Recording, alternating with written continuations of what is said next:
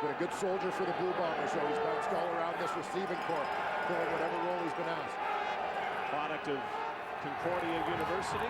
Here's another slant pattern. Clarence Denmark makes his first grab. Or did he? The Eskimos say that it was incomplete. The official says it was a catch. Clarence Denmark having a brilliant rookie season for the Winnipeg Blue Bombers, and let's listen in on this hit. He got his bell rung pretty good here. Wow.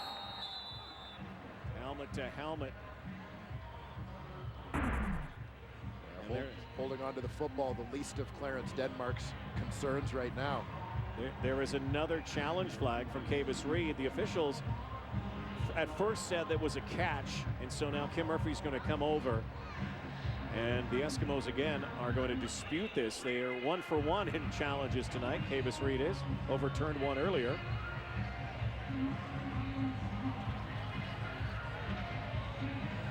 Feeling that hit knocked the ball out. Edmonton is challenging the ruling on a field that the ball was caught, fumbled, and immediately recovered by their team. We will review the play. And it's interesting to see how Kavis Reed is using the challenges here. Obviously, he believes in the call. He's not going to use that yellow flag otherwise. But both potential game-changing type plays. I mean, huge yardage on the Jason Armstead play, and that was something that the Edmonton Eskimos wanted to establish early. Here you're talking about a potential turnover deep in Winnipeg territory. Well, right there, it did look like the ball was out. Looked like the ball came out on contact. The question is whether or not the left knee is down, and we couldn't see it from that angle.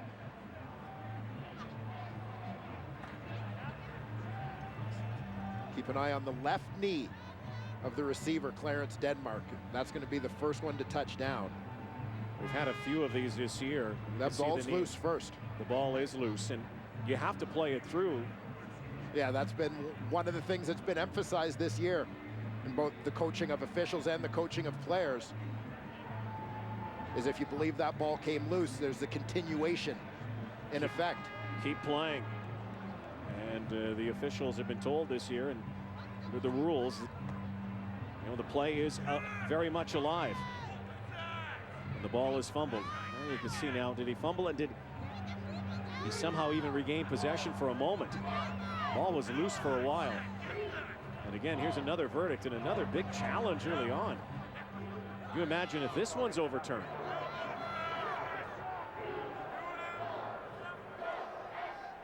After review, the ruling on the field stands. It was a fumble. Winnipeg recovered the ball.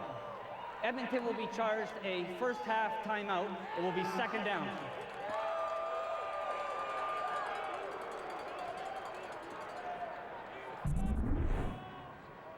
We'll take another look at this and what the interpretation is on this play. Fumble, and the play's ruled dead there with Clarence Denmark lying on the ball.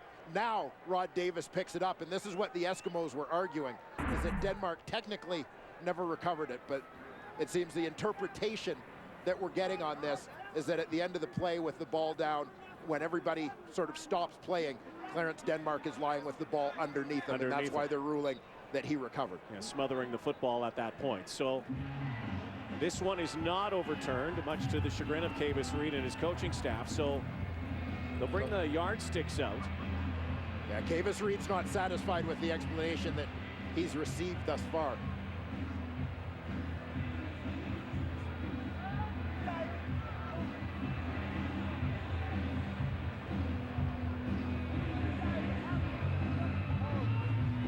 Field judge Jason Maggio over to try to clear things up.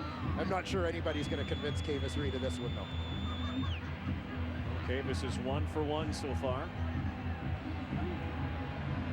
1 for 2, I guess, technically. 1 and 1 on the challenges, and so now the Bombers second down and about a yard.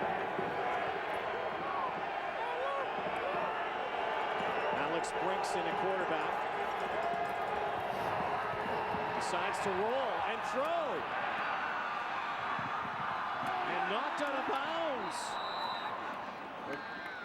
as they try the jumbo package, and Jason Vega was out there. making the catch as he ruled him eligible to receive that football, and it looks like it's going to be Winnipeg football. Well, Jason Vega, eligible number 98, lines up as the tight end. He slips out into the flat on that bootleg. Big guy's not used to carrying the football. He gets a little bit lax. Great heads-up play, though, by Terrence Edwards to understand all he needs to do is knock this out of bounds for it to be Winnipeg possession. Veteran move by a veteran guy. Milt Steger caught it well. If he doesn't do that, it's Edmonton football. Interesting happenings already in this game. The importance not lost on both teams. Play action again, another slant pattern. The Bombers continue to go to that tactic. Greg Carr hauling it in. Well, this has become the go-to route, so to speak, for Greg Carr. That quick slant underneath. He's got the big body, able to shield defenders away from the football. Winnipeg's had a lot of success with that of late.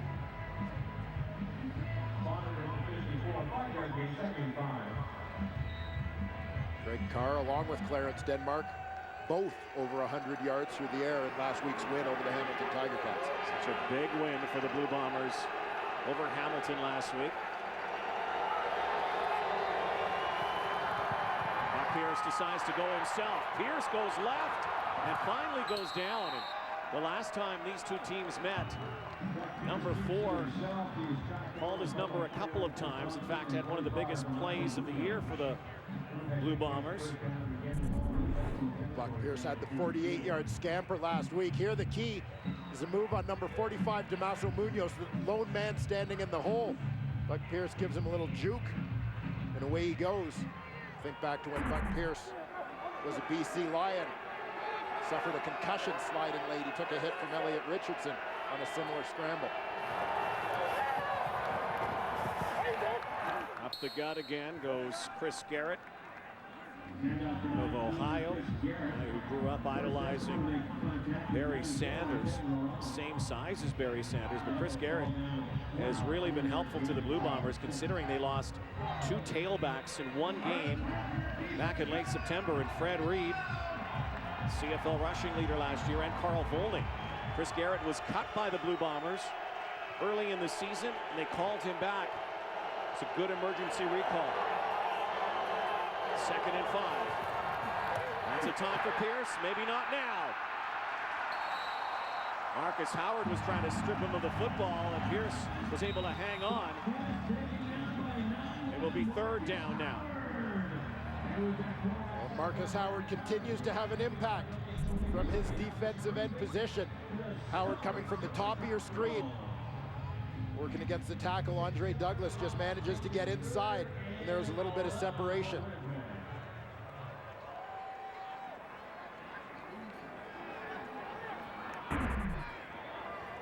Blue Bombers, Mike Renaud trying to angle one. Looks like a good kick here. See where they spot it. Will it be inside the 10? No, they're going up near the 14-yard line. 7-0 Eskimos. Just over 4 minutes to go. Opening quarter at Commonwealth. This game featuring teams that share top spot going into week 16 in the CFL. Ricky Ray throwing again at Darius Bowman, the former Blue Bomber. Finally dragged down by Clint Kent and Ian Logan. It was a year ago this week that number 4 of the Edmonton Eskimos was unceremoniously released by the Blue Bombers. A lot of the talk about Darius Bowman during his time in Saskatchewan, and especially Winnipeg, where he put up big numbers, were concerns about his consistency catching the football. No one ever doubted his ability, but one of the things that the Edmonton Eskimos did with him, move him in from that wide receiver spot into the slot where the ball's coming at him a little bit sooner. Doesn't have quite as much time to let him play mind games with him. Eyeing a 1,000-yard season.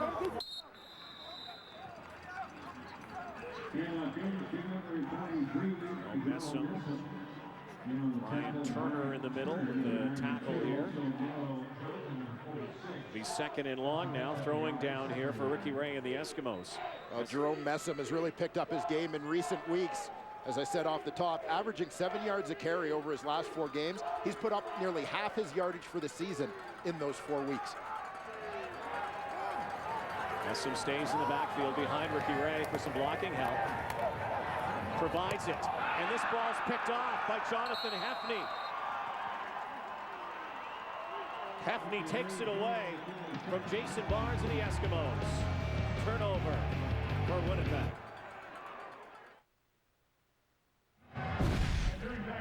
Well, a relatively easy interception here for Jonathan Hefney, the halfback, but he's getting help from Johnny Sears, number 0, right on the left side of your screen. Now, where Hefney is playing, he's got the inside on the receiver, Jason Barnes. Sears had him to the outside. Hefney was able to get the advantage, jumping that route to the inside because of that coverage they were playing. Winnipeg Blue Bombers lead the CFL in takeaway giveaway. 46th takeaway of the season. Chris Garrett, head down. Tackle made by Rod Davis in the middle. 19th pick of the season. You already know what it is. Fourth you know how we do it season. out here, Rock Hill 803. You know how we get down? Tali, what's up, baby girl? Mama love you. Everybody down in Rock Hill, we eat. Rock Hill over for you too, boy. Fourth of the season for Jonathan Hefney. Expect to see him almost stapled to Fred Stamps and or Jason Barnes. Already a turnover. Second down, 4 yards to go. Here's a play action. There's the rush again. Pierce is in trouble again. Down he goes again. There is a penalty flag, though. Marcus Howard had the sack, and now another penalty flag. And that sack just may have been negated. Face mask against the Eskimos. Marcus Howard's going to come from that left side. Winnipeg's trying to get that ball to Corey Watson in the bottom left corner of your screen, but the face mask Major by Howard. foul. Face mask. Edmonton. Objectionable conduct. Edmonton bench. First down. And then an objectionable conduct penalty from the bench. There you see the hand right on the face mask of Buck Pierce.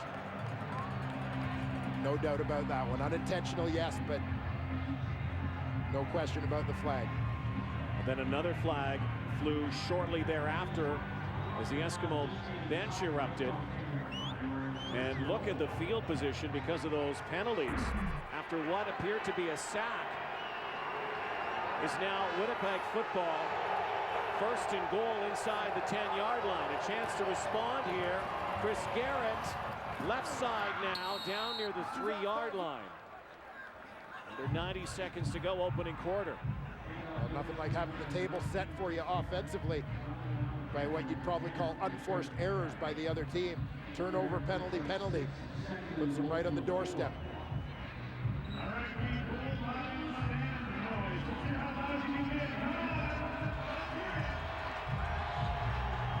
So always a tough down here, second and goal. Inside the 4. Pierce looks like he wants to throw, and he will. Looking end zone. There it is, tipped. Is it picked? No, they're saying incomplete. Donovan Alexander almost had his 3rd interception in 2 weeks.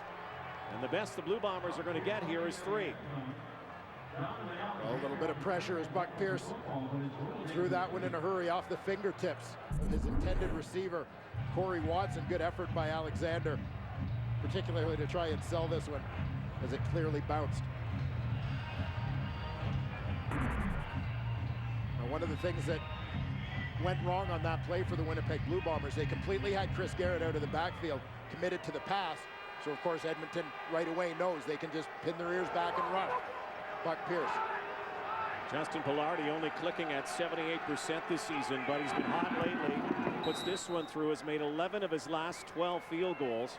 And the Blue Bombers, with just under 30 seconds to go in this opening quarter in Edmonton, are on the board.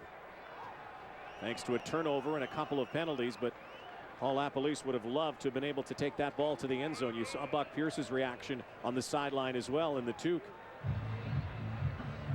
No surprise to see an emotionally charged start to this football game between these two teams. A bit of a rivalry, I think, has been developed over the course of this year, and partly contributing to that is Kavis Reed, who was on this Winnipeg coaching staff last year, moving over to Edmonton. Let's go down to the sideline, and joining us today, Jermaine Franklin. Jermaine? Thanks, Rod. That bench penalty given for objectionable conduct was most definitely given to Kavis Reed as he sprinted out about 10 yards to dispute the call of the face mask. Reed has already disagreed with a couple of calls from the officiating crew, throwing his challenge flag twice, so he's not having a very good time with this officiating crew today so far. Indeed, Jerome Messam. Clock ticking down. One more play here in this opening quarter. You mentioned the rivalry. This is a rivalry that not only goes back the last couple of years, but really goes back decades. When Winnipeg used to play in the West Division, and in the 80s, of course, the Blue Bombers forged, late 80s, somewhat of a run, bit of their own little dynasty, and of course the Eskimos put a label as the city of champions through the years. They used to have some great battles. Split the last 6 games 3-3. Bombers have had a tough time here in Edmonton, though, in the last 10 games. This ball's up for grabs. And a tip drill, and Jason Armstead comes up with it, but the official is right there and says the ball is out of bounds. The battle's begun here, opening quarter done. 7-3 Edmonton after 1. This match, opening quarter. Blue Bombers down 7-3 to the Edmonton Eskimos on a special night here at Commonwealth Stadium in Edmonton. Football Fights Cancer Night as they prepare for Cancer Awareness Month, of course. A lot of pink in the building tonight. A few mustaches as well as they are going to celebrate Eskimo Vember. I am joined here by Rod Black, circa 1998. Yeah, that one is actually hurting now. You got I like the pink black. I know. We look good. Yeah, well, somewhat, I suppose. Yeah, well, it's for a good cause. That's all that really matters. And that's the best thing. Wear your pink proudly over the next few weeks, everybody, as we try to draw awareness to a disease that has affected everybody, of course. And, the mustaches are out in full force as well. I like that pink headband you got going there. Here's Javon Johnson. 3 words for you, Rod Black. What is that? Pulling it off. Well, you're pulling the rag off. 7-3 Eskimos. Buck Pierce got the mustache going as well. Buck Pierce had that offense going on the last drive, capitalizing on the turnover and a couple of Edmonton Eskimo penalties. 4 of 6 so far, big week last week. Again, coming back from his bruised ribs, he says no problem right now. Obviously, last week did not affect him. Chris Garrett's got some running room left side, decided to keep it right. Rod Davis again in on the tackle. Chris Garrett with nice use of the change of speeds, a little stutter step right in the hole to freeze those defenders and allow that blocking scheme to develop. And there you go. That allows Brendan Labatt, the guard, to get up to second level and creates a nice run lane for Chris Garrett. Second and short yardage.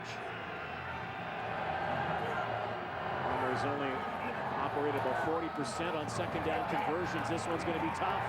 They're going to get stonewalled here. Nowhere to go. Davison on the tackle again. And they're going to have to bring the kick team out. Ted Laurent also in on the play, and Marcus Howard, as usual, in the scrum. Oh, Marcus Howard's having an impact from that stand-up end position this time. Offensive line, everybody's reaching to their left. Marcus Howard turns sideways, finds a gap, and knifes through into the backfield to get his hands on Chris Garrett. Mike Renault again. Averages about 42.5 yards per kick. Almost blocked that time. Bouncing football. Armstead will be a no yards call, so he'll add 5 to that. But a 42-yard kick. Ricky Ray back to work in a moment.